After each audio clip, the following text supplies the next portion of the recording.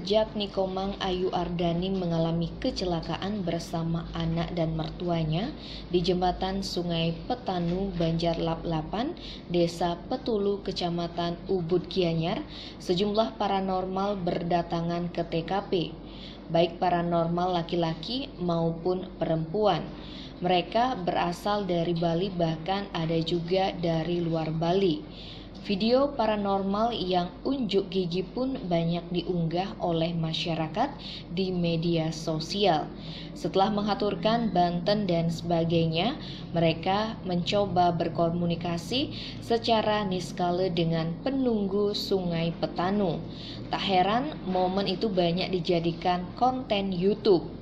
Meskipun pencarian oleh tim gabungan telah dihentikan, suasana di TKP masih ramai didatangi masyarakat.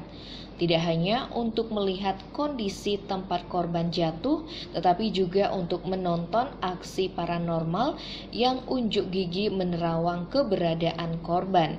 Salah seorang warga bernama Iwayan Terime, alamat Banjar Kutuh Kaje, Desa Petulu, Kecamatan Ubud Gianyar, yang ditemui di TKP pada hari Jumat 26 Maret mengatakan sejak pagi sudah ada 3 orang paranormal yang datang ke TKP.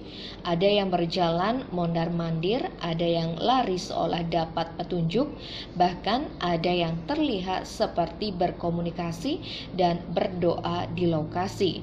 Namun sejauh ini belum ada yang memberi petunjuk. Terima pun mengaku tertarik melihat aksi paranormal tersebut, sembari berharap paranormal yang datang bisa memberi petunjuk keberadaan korban. Pihak keluarga korban juga sudah menempuh jalur niskala untuk mendapatkan petunjuk keberadaan korban. Tak dapat dipungkiri jika peristiwa ini memang begitu menarik perhatian publik. Tim Bali Express melaporkan.